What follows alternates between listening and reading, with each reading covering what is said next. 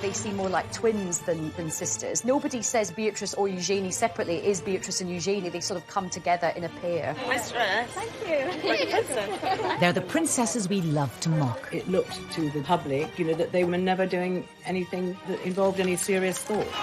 Their parents, Fergie and Andrew, have brought shame and scandal on their daughters. Your embarrassment, sir. They've done so many things which are almost unbelievably stupid that inevitably the daughters are dragged in. I let the side down. Simple as that. The 9th and 10th in line to the throne have been subject to ridicule in the media. We've had almost as many hats as we've had holidays, and just like our holidays, most of them have been free. Beatrice was widely mocked for her Philip Tracy hat, which was compared from everything from a pretzel to a Lucy. They've been accused of extravagance and privilege. Beatrice famously had about 15 holidays in a year in which she was supposed to be working. And Eugenie definitely got herself a bit of a reputation as a party princess. We've had to learn some lessons the hard way. But how much do we really know about them? A lot of people don't realise that they don't get any money formally from the state. Tonight, using rarely seen footage and in their own words, we reveal the truth about these much maligned princesses. Growing up in the public eye means that every embarrassing, slightly awkward growth spurt or hilarious fashion moment are published around the world. Now happily married and with the birth of a baby boy for Eugenie, we ask whether they've finally managed to free themselves from their parents' controversial shadows. I think there is a lot about the York sisters to be celebrated. Are they pampered princesses? I don't think they are at all. I think they're the reverse.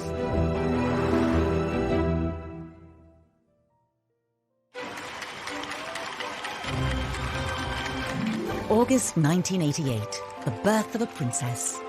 A first child for Prince Andrew and Sarah Ferguson.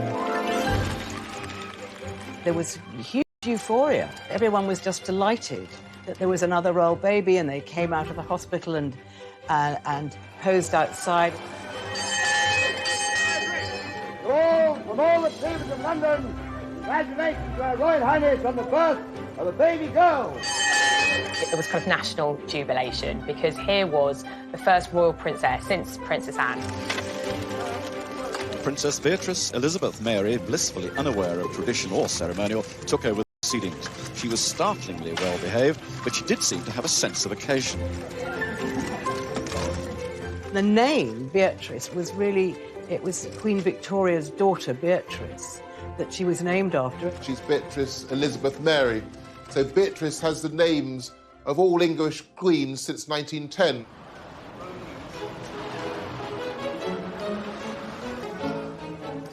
Princess Eugenie arrived 19 months after her sister Beatrice in the March of 1990. The Duchess emerged from the Portland Hospital, ready to give the world the first glimpse of a new royal baby. Princess Eugenie was fast asleep, blissfully unaware of her celebrity status. I think everyone was still wishing the Yorks well, and this was an exciting new addition for the family, even if people weren't quite sure how to pronounce Eugenie's name. Prince Andrew's children would be royal highnesses and princesses, unless he said, look, I don't want them to have titles. Princess Anne had turned down titles for her children, Peter and Zara. But the Duke and Duchess of York thought it only right that their children should have all the privileges of senior royals. They very much wanted them to be princesses and thought that maybe they would certainly end up as working royals. Prince Andrew's insistence that his daughters be treated as senior royals would lead to criticism of princesses as they grew older.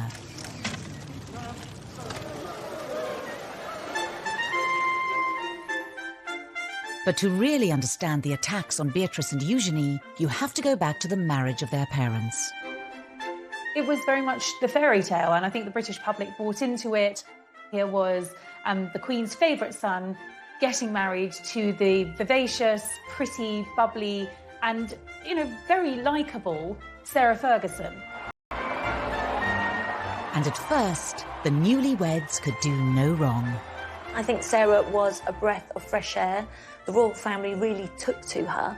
She just was really suited to Andrew and made, more importantly, Andrew very happy. Kiss her then. Why do you want me to kiss Go on, hurry up. Why? Hurry up! Start filming, quick. Go on, dare you. You're a monster. But the Duke and Duchess of York's honeymoon period with the tabloids didn't last long. This is in an era, the mid-80s, when the monarchy had become tabloid fodder. The era of deference was over, and Fergie and Andrew were great for the tabloids. And that's fine if the tabloids like you, and it's fine if you don't in any way misbehave. Fergie came in for a huge amount of criticism for her lifestyle, for her fashion, and what the tabloids called her work-shy attitude, nicknaming her royal idleness. All attacks her daughters would one day have to endure. There was a time where she could do no right with the press. Sarah would come in gung-ho, maybe not in the right outfit, maybe say sometimes the wrong things, and the press sort of then started to really pick on her. Eugenie spent a privileged childhood at Sunning Hill, the estate given to Prince Andrew by the Queen as a wedding gift.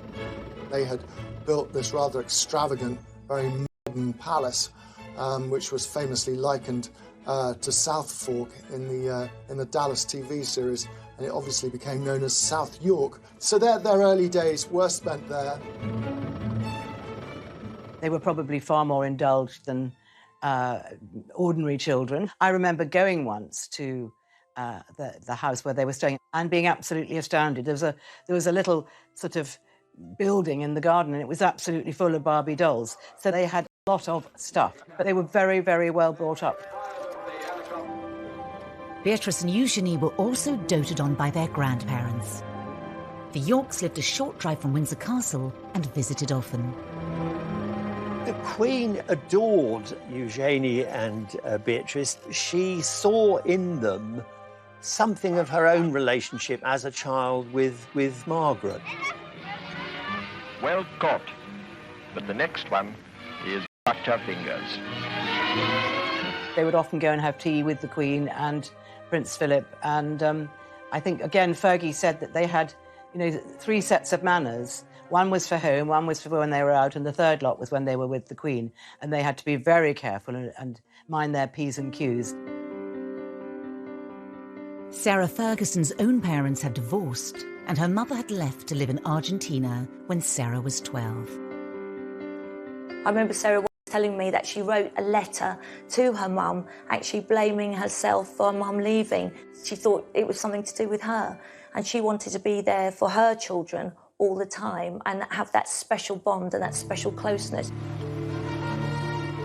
Within the first few years of the princesses' lives, Andrew and Sarah's marriage was showing signs of strain. As a serving officer in the Navy, Andrew was spending just 40 days a year at home, leaving Fergie to bring up the still young Beatrice and Eugenie alone. I think the cracks started to show when Prince Andrew was away so much with the Navy. He wasn't with her.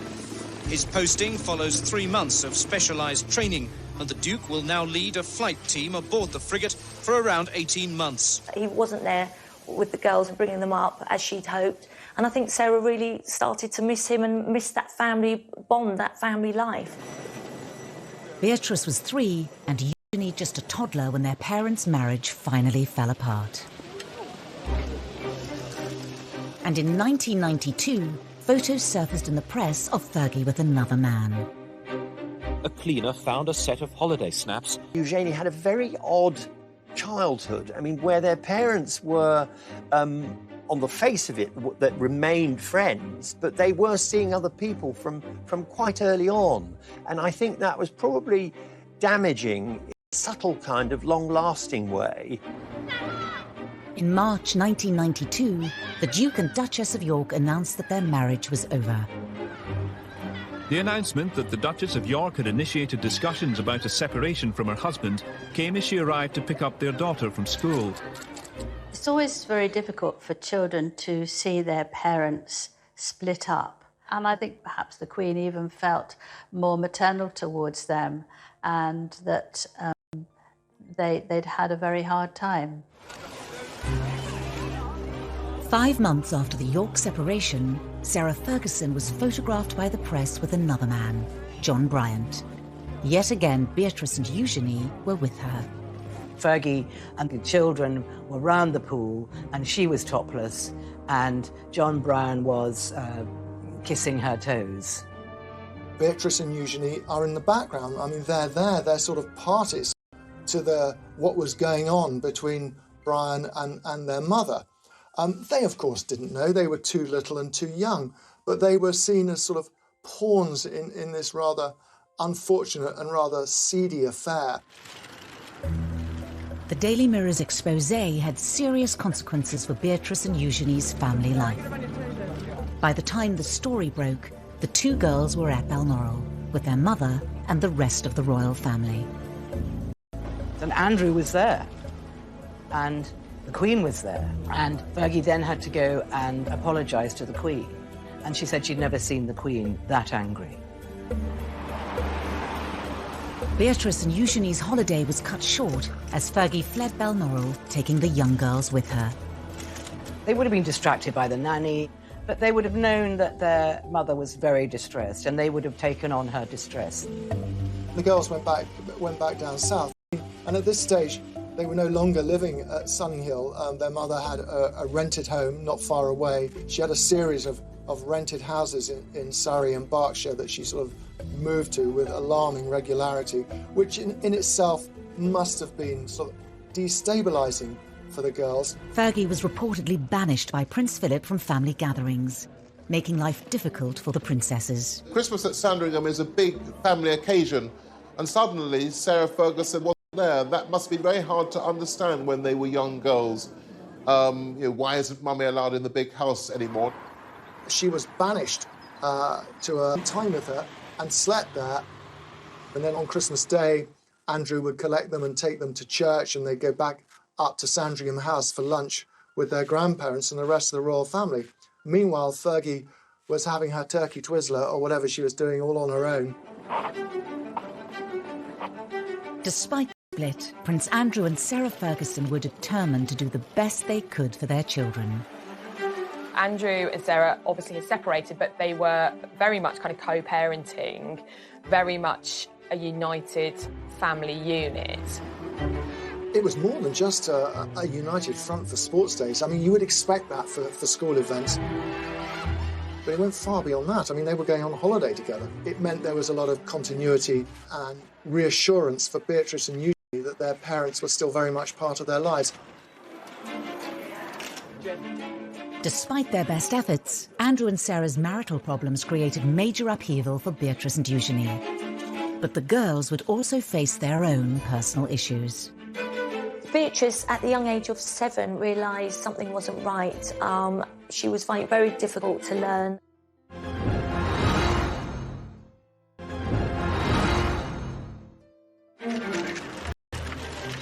Beatrice was 7 years old and Eugenie 6 when their parents' divorce was finalised in 1996.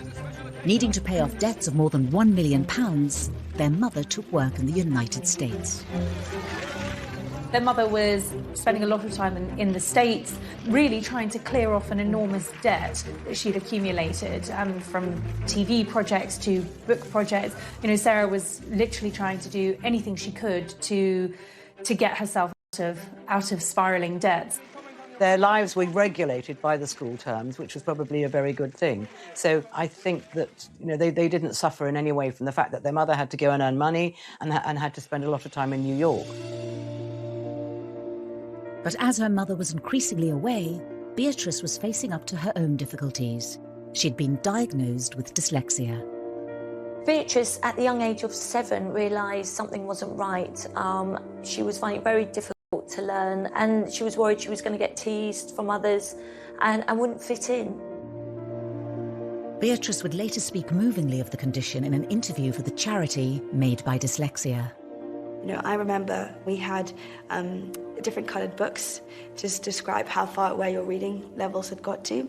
And I was always on the white books. My best friends were always on the yellow books or the green books. They were so far ahead. And I think at that stage, those moments of doubt just pop into your head. I'm not good enough. I'm not smart enough. I'm not. Why am I not like the others? My ascot. I think Sarah felt it very important that Beatrice was made to feel very secure and that her mum was just round the corner if needed. But there were further issues for the family to deal with. Princess Eugenie, as she started to grow and develop, her parents noticed that there was something slightly different, slightly wrong in the way that her spine was developing. So she started a number of tests and went through a number of specialists. It really worried her. It worried her about her growth. It worried the whole family. It was a very sort of scary time. At 12, Eugenie was diagnosed with scoliosis, curvature of the spine. She needed 8 hours of surgery, speaking out about it later to raise money for the hospital that treated her. I had scoliosis of the spine, which my mum found. They put metal rods in my neck and 8-inch screws up my back, which have now fused together and keep me straight. She makes private visits to see patients, and I understand that she writes to many child patients who have to undergo the same thing as her to say, look, I had it done, best decision in my life. Yes, it was tricky. Yes, I had to wear a back brace, but the upshot of that is that I'm able to ride, I'm able to walk, I'm able to ski, I'm able to lead a completely active life. In their young lives, the princesses had coped with the public scandals surrounding their parents and their private battles. There would be further struggles ahead as they carved out new roles for themselves. But uniquely, they always faced these challenges together.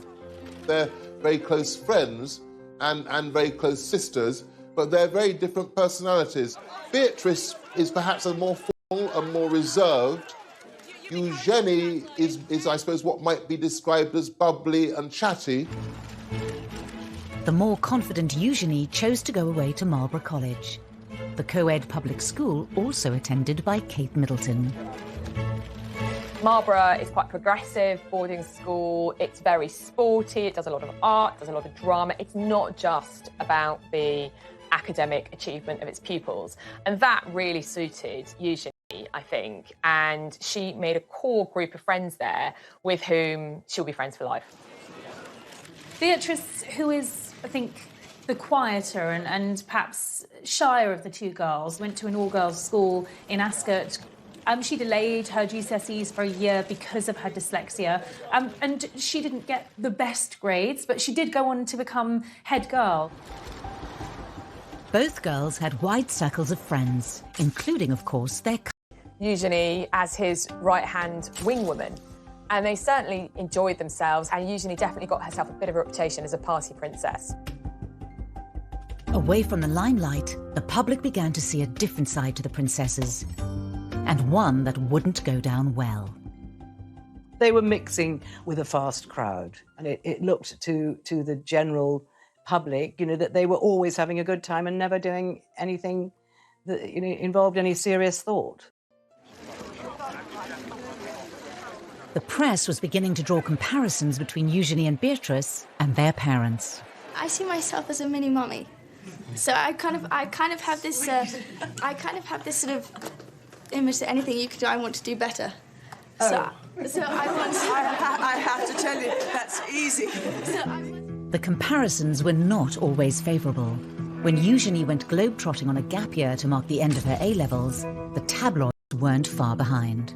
The suggestion really was that here was a couple who were living beyond their means, cashing in on their royal connections, and weren't Beatrice and Eugenie going to be just the same? It was almost as if they were tarred with their parents' brush from the outset.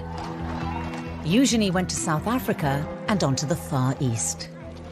She was sort of flitting from country to country, as most middle-class young people do who take gap years. But of course, she was accompanied by police bodyguards, and that meant we, the taxpayers, were paying for policemen to accompany her to the fleshpots of the world. The taxpayers' share of the bill added to the reported £500,000 already spent on the princess's protection each year. Prince Charles decided, as they would not likely to be very senior royals, that this was too much for the public to pay, so he stopped that. Prince Andrew was so angry that he wrote a note to the Queen saying that he wanted them to be considered as proper royals and he did not want the protection officers to leave them. Usually the Queen gave in to him. She had this huge soft spot for him and he could persuade her to his way, but this time she refused. Written off as pampered princesses, Eugenie and Beatrice tried to keep aloof. low profile. And in 2010, the sisters, now just 20 and 21, found themselves embroiled in another of their mother's scandals. She was caught on camera, essentially selling access to her husband to someone who she believed was a sheikh, but was in fact an undercover reporter for the News of the World. 500,000 New Prince Andrew. Yeah. Is that a deal? Yeah. It was a nightmare for Sarah Ferguson. It was a nightmare for her children. It was just a sort of a nightmare for everyone.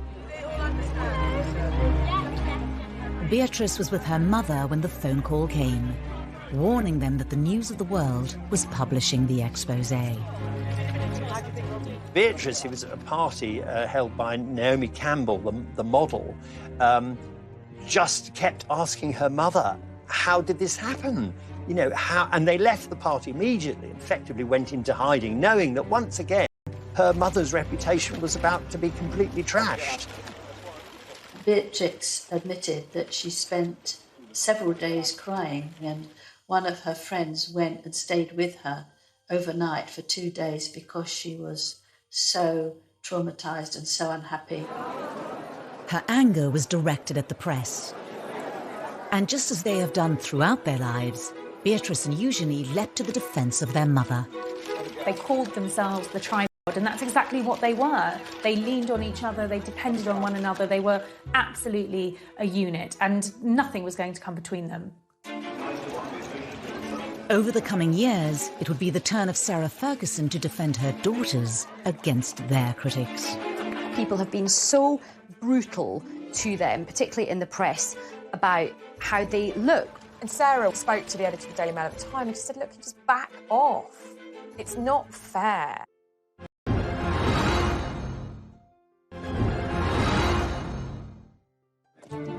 Prince Andrew's insistence that his daughters receive royal titles at birth immediately put them under the glare of the world's media. As young girls growing up, Beatrice and Eugenie had less of a place in the spotlight than William and Harry, but there was still a lot of press interest in Beatrice and Eugenie.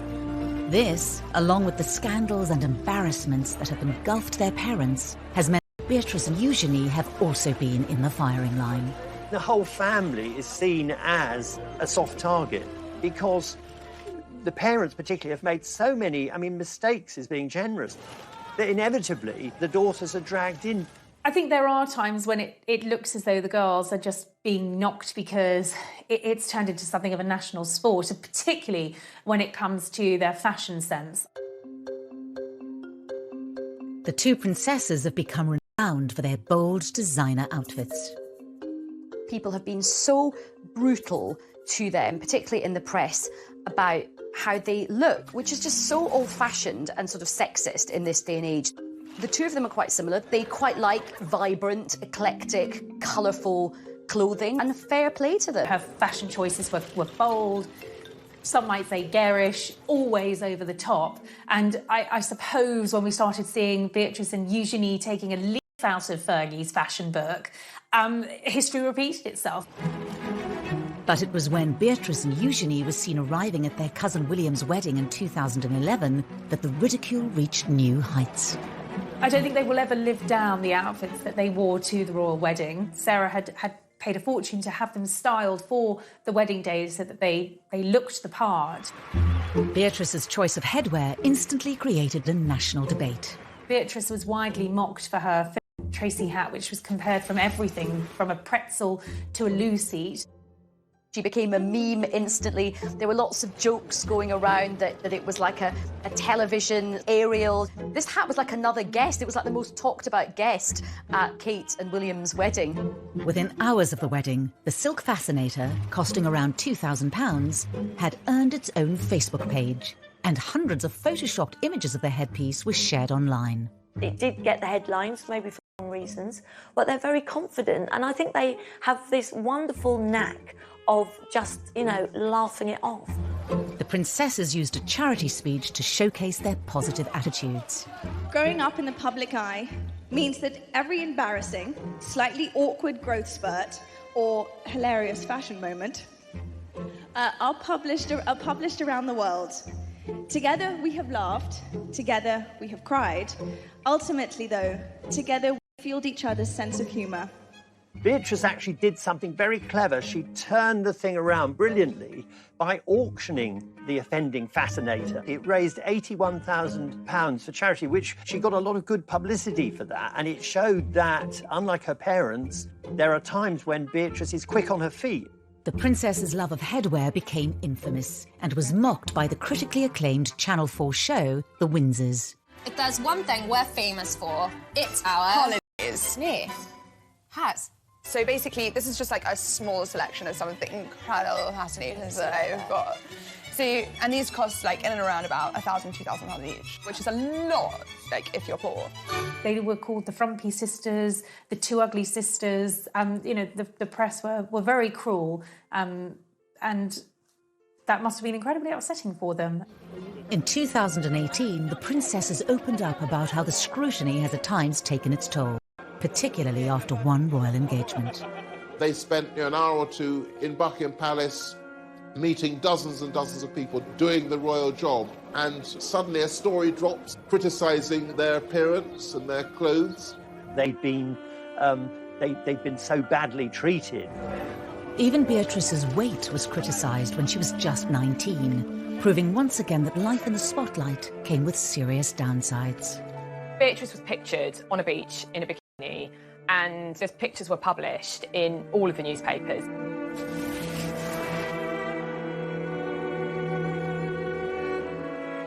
Sarah was really upset, and she is very protective of her daughters.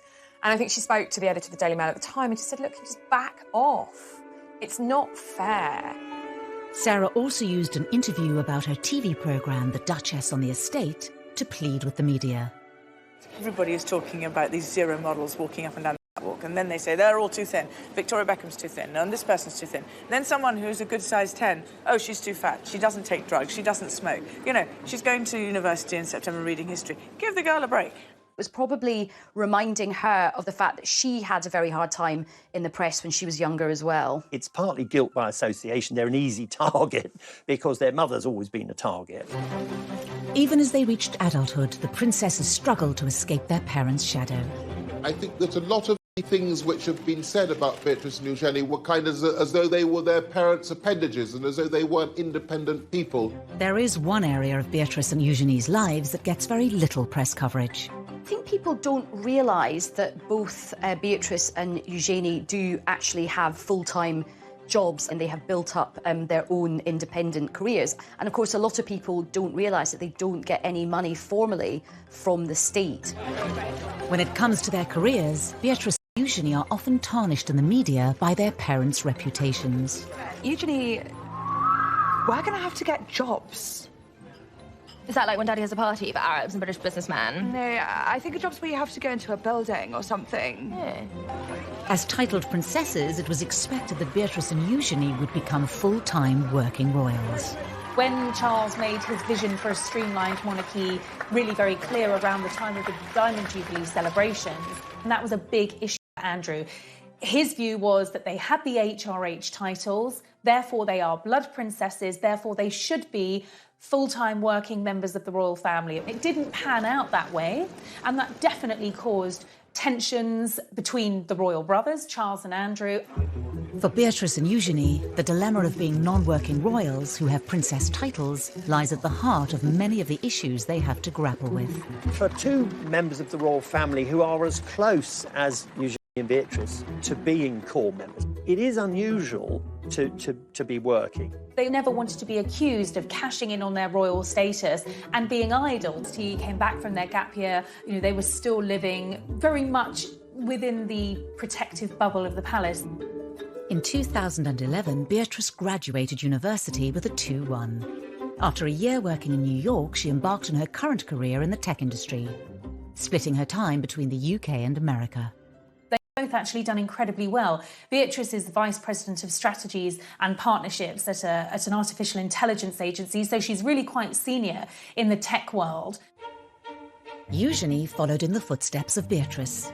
After also graduating with a 2-1 in 2012, she too moved to New York, but embarked on a very different career path to her sister. Eugenie has seemingly always been interested in the arts, and she went to New York and worked for an online art business. Eugenie had also begun a relationship with her future husband, Jack Brooksbank, who she'd met on a ski trip.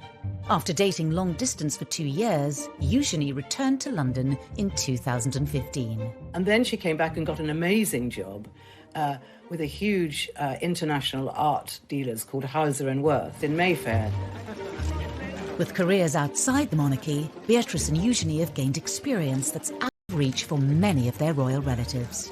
They have one foot in the royal family because they still go to events with core members of the family, and they have one foot in the real world. They do it because they want to work and they're very grounded and they like being around normal people. Distancing themselves from their parents' reputations for failed money-making ventures, the girls forged more stable paths. But as members of one of the most famous families in the world, how normal can their lives really be? They do come back for things like Trooping the Colour and the garden parties in Buckingham Palace. And they do need someone who will understand that they can't be there 9 to 5, 5 days a week. Part of the reason that they have been employed is because of their network. It's because they're Princess Beatrice and Princess Eugenie, and they are styled as such. They kind of get the best of both worlds because they get to earn their own money, but they also still enjoy the privileges of being princesses. We know that in the first year of working in their job, they had numerous holidays. They're not clocking in and clocking out, as it were. Beatrice and Eugenie certainly benefit from their royal privilege, and their HRH titles mean their every move is of public interest and open to scrutiny. The princess's jet-setting lifestyles made headlines once again in 2015. Beatrice famously had about 15 holidays in a year in which she was supposed to be working, and then was horrified when, this was criticised.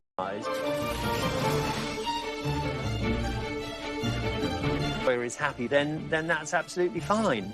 And the same applies to Eugenie. The princesses had clearly inherited Andrew and Sarah's love of the high life, and although not paid for by the state, the many holidays fueled their reputations as pampered princesses. Clearly somebody had a word and made it very clear that there needed to be some settling down, otherwise this really was risking damaging the reputation of the monarchy. The princesses showed they were able to respond to public perception in their speech for the charity We. As young working women in the public eye, we've had to learn some lessons the hard way. In many ways, we are grateful for that, in hindsight, naturally. As royals, they also carry out public duties too. Beatrice and Eugenie are patrons of a wide range of charities. In the same way that Sarah has always used her public profile to promote charitable causes, Beatrice and Eugenie have both been very active in the charity world and have chosen charities that are meaningful and relevant to them. So Beatrice has aligned herself with children's charities with a focus on education and the dyslexia charity that she works closely with. I really see the work that we're doing, raising awareness around dyslexia, as a true pillar to stand up the concept of reimagining education. Beatrice ran in the London Marathon in aid of charity, the first member of the royal family to do so in 2010.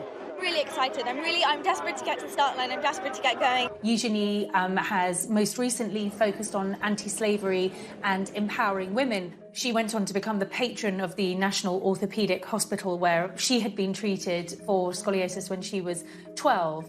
Today, I'm so lucky to get to work with and support other young women who are going through the same thing. To encourage them to not let their diagnosis win, to live fearlessly too. Despite their dedication, their charitable efforts are often overlooked in the press. There's far too much focus on perhaps some of the outfits that they've been wearing or what they're getting up to in their private lives. And because there has been so much scandal associated with their parents, that has slightly overshadowed the good work that they have done themselves as individuals.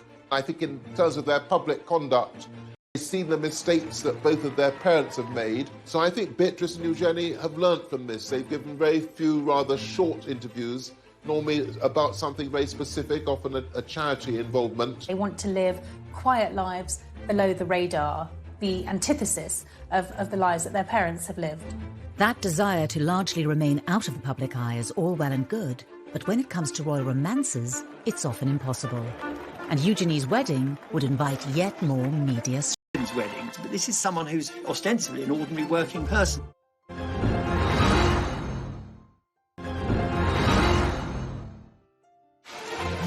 The world's media love a royal romance. As the tabloids fixated on Prince William's relationship with Kate Middleton and Prince Harry's rumoured girlfriends, love was blossoming under the radar for Prince Eugenie and Jack Brooksbank. It was something they talked about in a rare TV interview watched by millions on the BBC's The One Show. We were skiing, weren't we? Verbier. In a friend's place in Nendas, next to Verbier. We were skiing, which was amazing. Love at first sight. Was it? For the pair of you? We met when I was 20 and Jack was 24 Yeah. and fell in love and we had the same passions and drive for life. They were introduced through mutual friends. He was 4 years older than her, got into Stowe School, came from a good background. What a lovely couple, great fun. Jack is just very relaxed, very normal. They both like to have a sort of late night, have a few drinks, and it was just an instant chemistry and attraction. Eugenie hadn't had actually a very important or long-term relationship up until then. They dated for 7 years before they got married. Although not from an aristocratic background, Jack mixed in the same circles as Eugenie. They've got similar mutual friends. Jack gets on well with Prince Harry, and Sarah absolutely adored Jack, as did Beatrice, and he just seemed to fit in with the family so well. When they met, Jack was working at Mahiki nightclub, where Eugenie enjoyed nights out with Beatrice and her cousin Harry. He works in hospitality, he is a brand ambassador for a tequila company, Casamigo, and he didn't go to university, he actually went straight into the trade of hospitality. And even Jack couldn't escape being mocked in the Windses. Hello, Beatrice. Hi, Jack. I'm just off to work. Have a good day, darling. Tequila. Shot. Eugenie and Jack announced their engagement in 2018. To mark the occasion, the couple also did an interview with ITV's long-running daytime show This Morning. How would you describe each other in just 3 words? She's this bright, shining light. I was quite surprised that they did an engagement interview because they do occupy this kind of hinterland between. They're not senior working royals. They are private individuals. So ordinarily, you wouldn't have a engagement interview for a private royal. So the iconography was, this is a royal wedding. And the interview was in Buckingham Palace. But Eugenie's big day had to be put on hold. Because of the order of hierarchy, she actually had to wait for Prince Harry to marry Meghan before she... About that, and I'm upset about being told you've got to wait. The British public won't be able to be remotely enthusiastic about this wedding. As a senior royal, Harry's wedding came first, but Prince Andrew was apparently determined to make sure that his daughter's was no less important. I think particularly Prince Andrew, he's always been a bit miffed that they were never made full working members of the royal family. So I think this was his opportunity to really show them off to not just the country but to the world and say, yeah, my daughters are absolutely up there with, you know, William and Harry. Eugenie's big day was looking to be an extravagant affair. Prince Andrew very much wanted to have a big funfair for his daughter. It was very difficult because I feel that a lot of the public didn't want this. They thought it was a waste of taxpayers' money from the security. They aren't senior royals, so why should they have the same as Prince William and Prince Harry? And a lot of it, of course, revolved around Prince Andrew, whose reputation was sinking fast by this stage, and it was seen as sort of him being too excessive.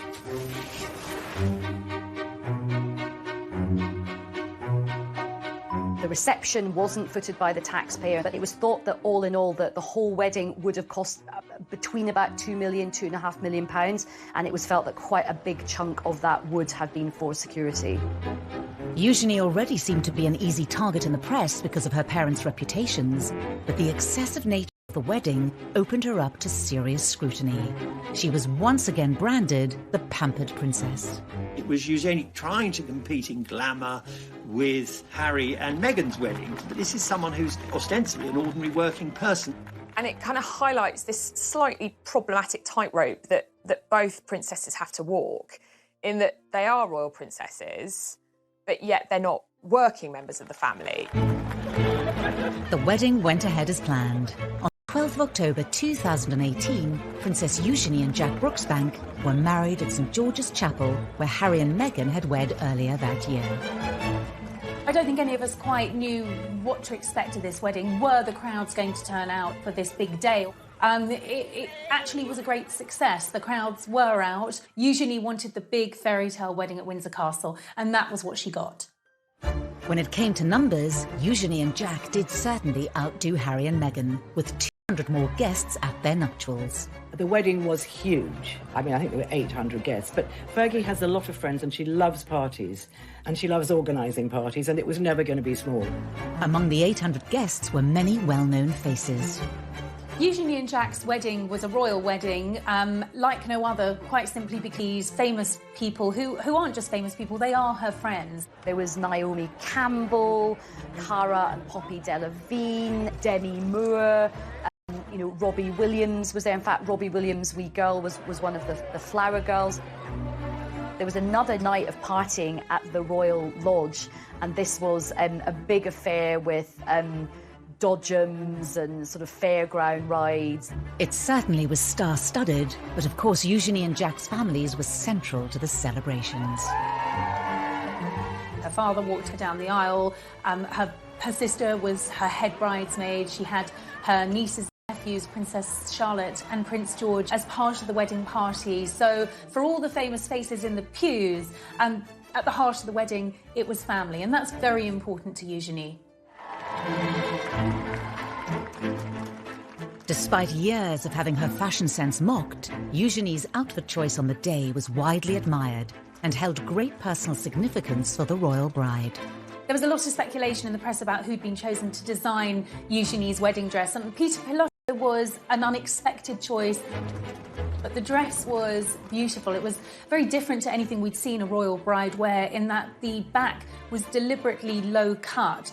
And Eugenie later explained that she'd deliberately chosen that style to show off the scar from when she'd had her operation as a 12-year-old girl to correct the curvature of her spine. And the other thing is that she was wearing this beautiful tiara with emeralds in it, which was lent to her by the Queen. The tiara from the Queen was to show the strength and the closeness of their relationship. Whilst the weddings of Harry and William were broadcast to the world on the BBC as well as other channels, Eugenie's was not, which reportedly caused more angst for Andrew. His people asked the BBC if they would televise it, and the BBC said no. In the end, the ceremony was broadcast on ITV in an extended episode of This Morning, watched by 3 million people. There'll be a few more people than most people have. There are a few more than Harry had, but that's just the nature of Eugenie and Jack. They've got so many friends that they need a church of that size to fit them all in. I remember watching the interview they did with Prince Andrew, and I kind of winced. Our wedding's bigger than your wedding. Despite all Andrew and Sarah's efforts to ensure all eyes were on their daughter, attention once again turned back to Harry and Meghan. That day was somewhat overshadowed when, just a day later, Harry and Meghan publicly announced that they were expecting their first child. It's understood that they shared that news with close family friends at the wedding. Although Meghan and Eugenie get on perfectly well, they are not good friends. I just don't believe it was a coincidence. But after Eugenie had her fairy tale wedding in the spotlight, Beatrice had no choice but to keep hers out of sight. Suddenly, the entire world is looking at Prince Andrew and their family, and it is one of the biggest scandals.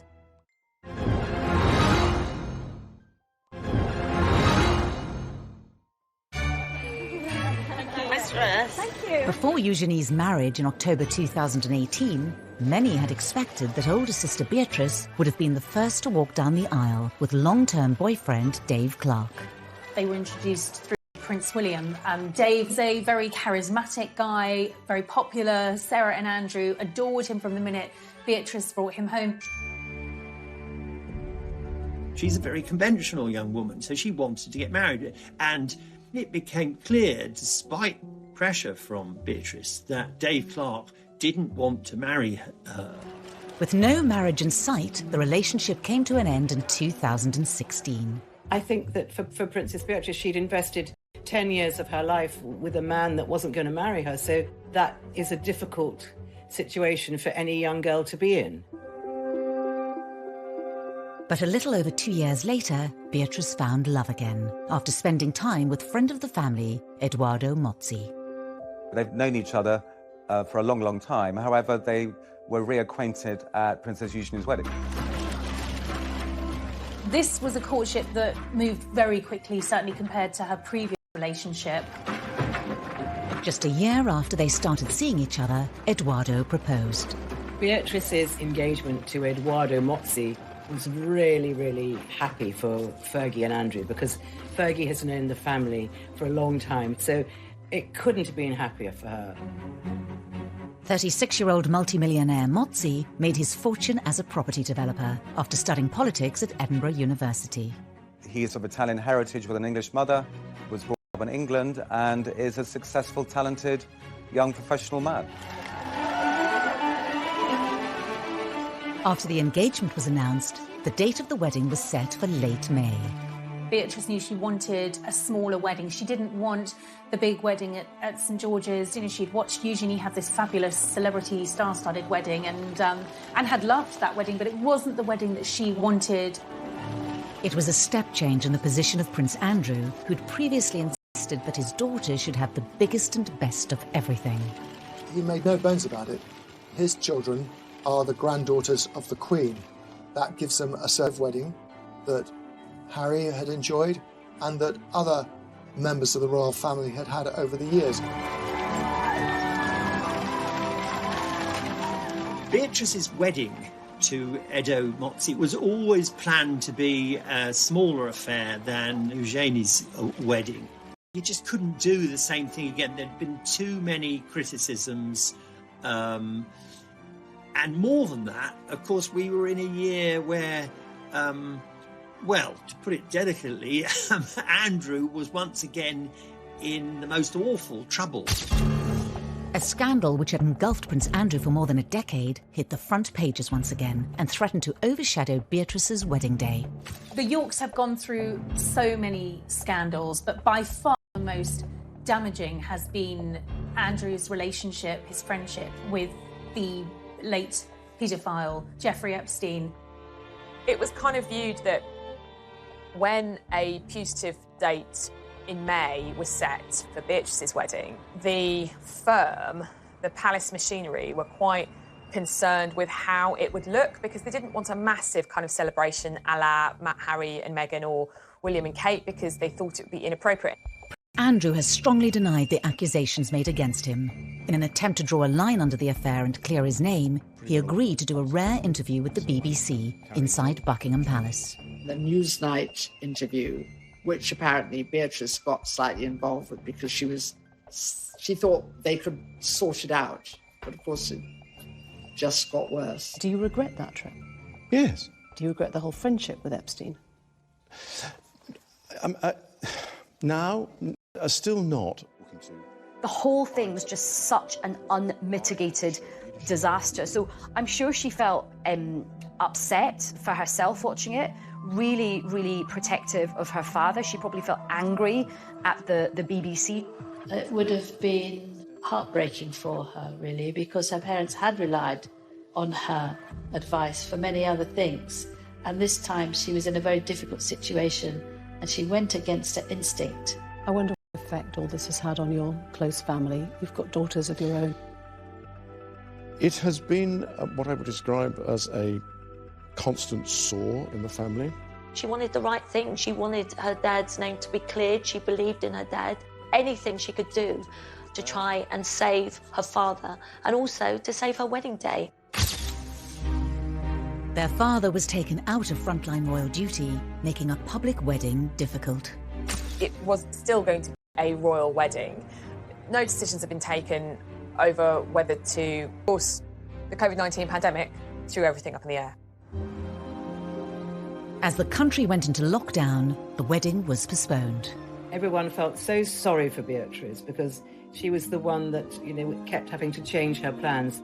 And of course, this is a virus that doesn't discriminate in terms of class or privilege, and it doesn't matter if you are 9th in line to the throne, you still have to obey the same rules as the rest of us. But just 2 months later, in a move that shocked everyone, Princess Beatrice married in secret. These beautiful photos of the happy couple are the only official record of the day. COVID, in a way, lessened the embarrassment of a wedding at which Andrew had to virtually be brought in a sack because he was in such disgrace. Princess Beatrice managed to pull off something no modern member of the royal family has done.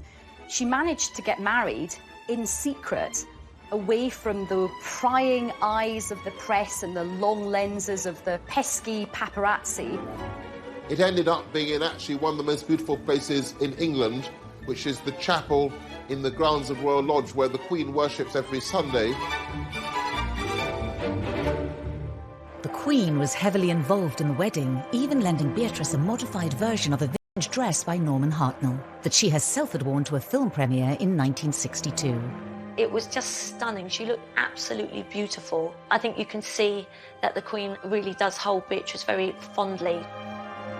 The Queen also offered her the tiara she'd worn on her own wedding day, in another clear sign of support for her granddaughter. For all the people who criticised her about all her outfits, she really had the last laugh because she looked absolutely box office. The restrained nature of the wedding was well received by the press and the public. It was rather heartening to see the pictures, and I thought this is a very good way of dealing with Andrew's fall from grace, dealing with the pandemic. In a video announcing the winners of a drawing competition for the Forget-Me-Not Hospice, Beatrice talked for the first time in public about the wedding. Do you think this might be my wedding? Because I had a chance to get married this summer and it was so much fun. But I'm not sure I looked as smart as Russell Bear does in his outfit. Beatrice and Edo were actually very happy that it happened that way. It was very private, it was all very low-key, which is exactly what Beatrice and Edo wanted. With both princesses happily married, the birth of a new baby for Eugenie heralds a new generation for the House of York. Principally, it means some good news for the House of York. Andrew becomes a grandfather for the very first time at the age of 61. I think he's thrilled, as is Fergie. 2021, the palace announced the birth of Princess Eugenie and Jack's first baby, a boy. Princess Eugenie and husband Jack Brooksbank announced the arrival of their son. The Queen welcomed her 9th great-grandchild. The birth of a royal baby is always very exciting, and I think that there was just kind of general joy. I was told that Eugenie and Jack didn't know what they were having, so when little August was born, it was a surprise that he was a baby boy. In a break with tradition, Eugenie and Jack chose not to have a photo call on the hospital steps. Instead, they posted a photo of themselves on her Instagram page, holding their new baby boy.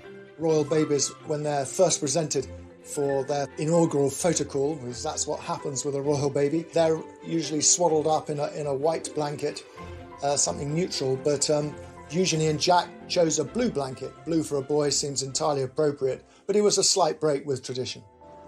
When it came to choosing names, Eugenie, like her mother, looked to her Victorian ancestors. She actually gave him very royal names. August is after Prince Albert, the husband of Queen Victoria, and Hawke is after Jack's great-great-great-great-grandfather. Philip, of course, after Eugenie's grandfather. Unlike his mother, Princess Eugenie, August will not have a royal title, and the chances of him ever becoming king are extremely remote. Eugenie's new baby will be number 11 in the royal line of succession. Unfortunately, he won't remain there long, because once Prince Harry and Meghan give birth to their second child, August will bump down to number 12.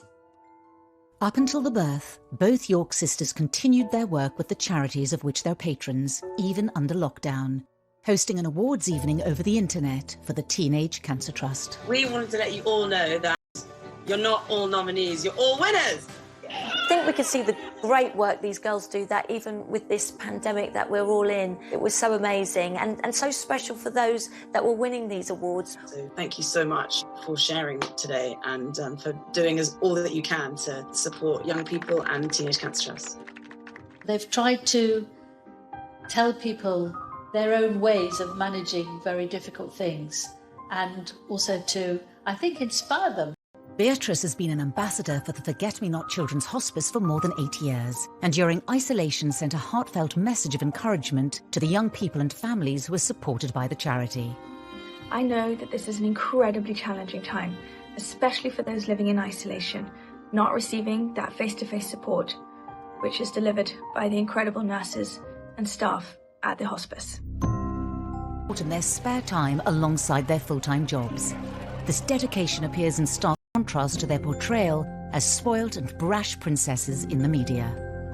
So they may have had criticism because people didn't like their hats, which is fairly absurd.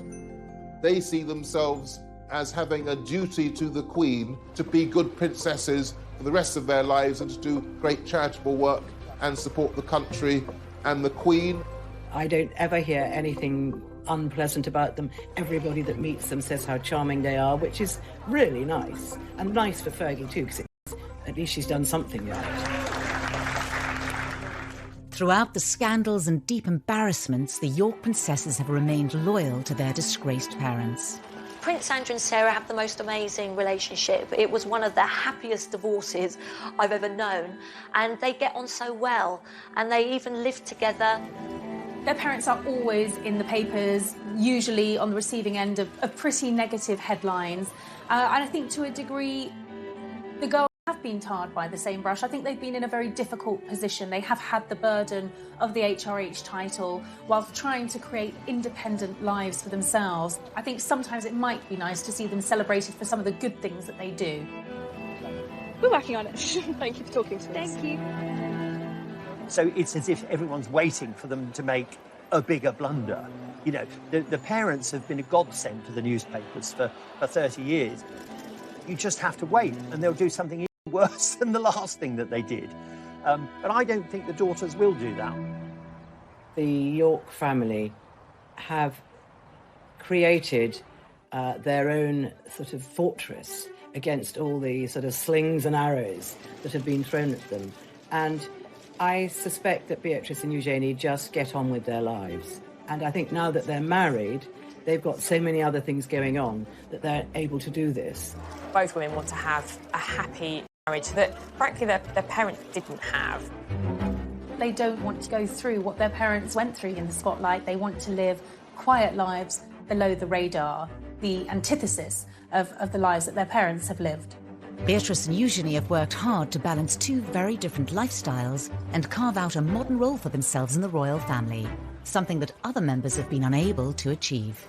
I think actually that Beatrice and Eugenie have been very successful in combining their royal persona with their ordinary working persona. And they seem to have kind of struck the right note with that. I think that both of them are able to be in the modern world and are both able to bridge the world and the occasional formality of the royal family with the modern world of work. Could a more prominent role for the royal princesses beckon? We've lost Harry and Meghan from the royal firmament. Prince Philip's retired. Andrew, he's never going to come back to full-time royal duty. So effectively, you've lost 4 senior members of the family: Philip, Andrew, Meghan and Harry. That does leave a void. So it may be that one or both of these daughters start to play a bigger part. The Duke and Duchess of Cambridge have done a brilliant job, but they can't do everything. Nobody can be everywhere. If Beatrice and Eugenie do step up to fill the royal gap, will they be able to change the way we all see them? Are they pampered princesses? I don't think they are at all. I think they're the reverse. They've had to deal with a lot of criticism.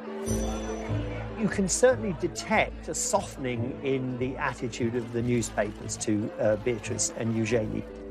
Even the most hard-bitten hack doesn't feel any longer that two daughters who haven't really done anything wrong should be pilloried.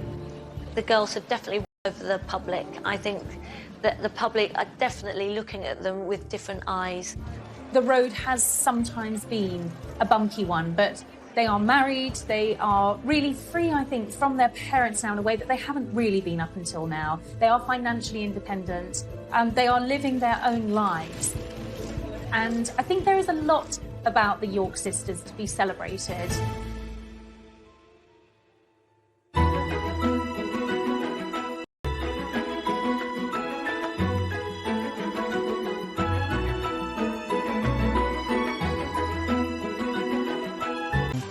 like twins than sisters. Nobody says Beatrice or Eugenie separately. It is Beatrice and Eugenie. They sort of come together in a pair. Mistress. Thank you. They're the princesses we love to mock. It looked to the public, you know, that they were never doing anything that involved any serious thought.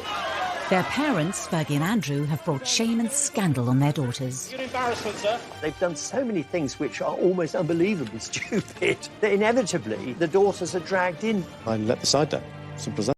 The 9th and 10th in line to the throne have been subject to ridicule in the media. We've had almost as many hats as we've had holidays. And just like our holidays, most of them have been free. Beatrice was widely mocked for her Philip Tracy hat, which was compared from everything from a pretzel to a Lucy. They've been accused of extravagance and privilege. Beatrice famously had about 15 holidays in a year in which she was supposed to be working. And Eugenie definitely got herself a bit of a reputation as a party princess. We've had to learn some lessons the hard way. But how much do we really know about them? A lot of people don't realise that they don't get any money formally from the state. Tonight, using rarely seen footage and in their own words, we reveal the truth about these much maligned princesses. Growing up in the public eye means that every embarrassing, slightly awkward growth spurt or hilarious fashion moment are published around the world. Now happily married and with the birth of a baby boy for Eugenie, we ask whether they've finally managed to free themselves from their parents' controversial shadows. I think there is a lot about the York sisters to be celebrated. Are they pampered princesses? I don't think they are at all. I think they're the reverse.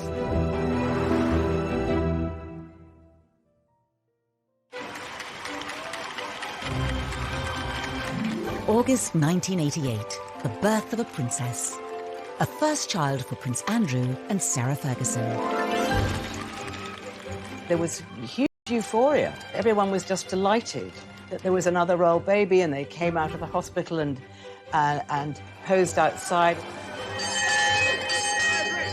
From all the papers of London, congratulations to Her Royal Highness on the birth of a baby girl. It was kind of national jubilation because here was the first royal princess since Princess Anne. Princess Beatrice Elizabeth Mary, blissfully unaware of tradition or ceremonial, took over the proceedings. She was startlingly well behaved, but she did seem to have a sense of occasion. The name Beatrice was really, it was Queen Victoria's daughter, Beatrice, that she was named after. She's Beatrice Elizabeth Mary. So Beatrice has the names of all English queens since 1910.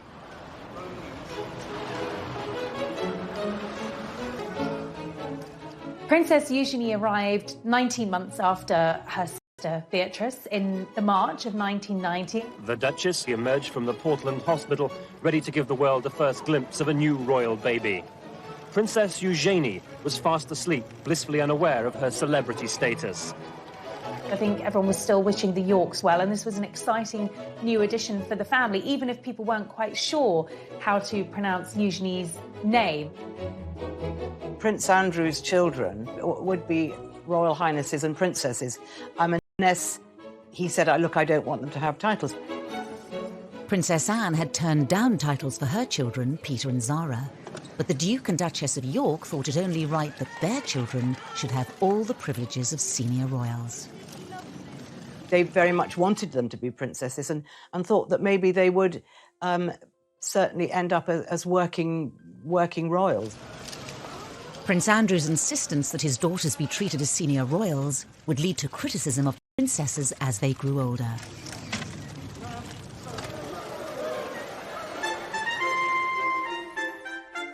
But to really understand the attacks on Beatrice and Eugenie, you have to go back to the marriage of their parents. It was very much the fairy tale, and I think the British public bought into it. Here was the Queen's favourite son getting married to the vivacious, pretty, bubbly, and, very likeable Sarah Ferguson. And at first, the newlyweds could do no wrong. I think Sarah was a breath of fresh air. The royal family really took to her. She just was really suited to Andrew and made, more importantly, Andrew very happy. Kiss her then. Why do you want me to kiss Go you? on, hurry up. Why? Hurry up! Start filming, quick. Go on, dare you. You're a monster. But the Duke and Duchess of York's honeymoon period with the tabloids didn't last long. This is in an era, the mid-80s, when the monarchy had become tabloid fodder. The era of deference was over, and Fergie and Andrew were great for the tabloids. And that's fine if the tabloids like you, and it's fine if you don't in any way misbehave. Fergie came in for a huge amount of criticism for her lifestyle, for her fashion, and what the tabloids called her work-shy attitude, nicknaming her royal idleness. All attacks her daughters would one day have to endure. There was a time where she could do no right with the press.